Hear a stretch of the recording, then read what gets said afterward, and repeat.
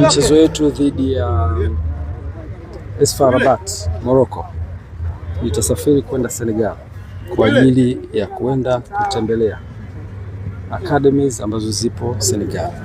Wote mnajua Senegal sasa hivi ni mabingwa wa Afrika, lakini ni moja katika nchi ambayo inatengeneza vipaji vikubwa sana vya mpira katika umri mdogo kwenye ukanda wetu wa Afrika, na haijaje kwa bahati mbaya.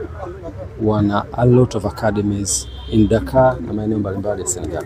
Kwa hiyo nitakwenda Senegal baada ya kutoka Morocco kwa ajili ya kwenda kutembelea hizo academies nyingi pale. Tutakuwa pale kwa siku 2 kwa ajili ya shughuli maalum, kwenda kujifunza na kuona wenzetu academy zao wamezifanyaje, zina investment ni kubwa kiasi gani, walianzia wapi, wamefika wapi sasa hivi, na methodologies kadha wanazotumia kwa ajili ya kutengeneza wachezaji. Watu wa mikoani wanaulizia engineer. Mnafika lini kwao?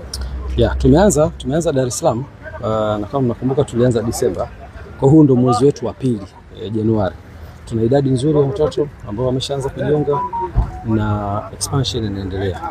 Dhamira yetu ni kufanya Dar es Salaam, na plan yetu ni kwamba tunavyokuwa na kile kituo kimoja ambacho kipo tayari sasa hivi pale Panga, dhamira ni kufungua vituo vingine katika maeneo mbalimbali ya Dar es Salaam, kwa sababu hata Dar es Salaam demand ni kubwa. Target ambayo tunaizungumzia ni watoto wadogo, na most of them kama sio wote wanasoma. Kwa hiyo kuna logistics issue, kuna ratiba za shule.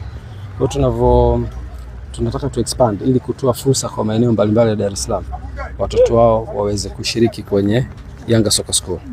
Na wakiweza kushiriki kwenye Yanga Soccer School, tunapokwenda kwenye hatua ya pili ya kutoka kwenda mikoani, itakuwa ni muendelezo wake. Kwa hiyo tunataka tuikave territory ya Dar es Salaam kwanza, na kama nilivyosema ni mwezi wetu wa pili, na tumesign makubaliano na Sevilla club kutoka Spain, ambayo na wenyewe pia muda mchache ujao wataanza kutuletea wataalamu kwa ajili ya kufundisha methodologies za kisasa za kufundisha watoto wadogo.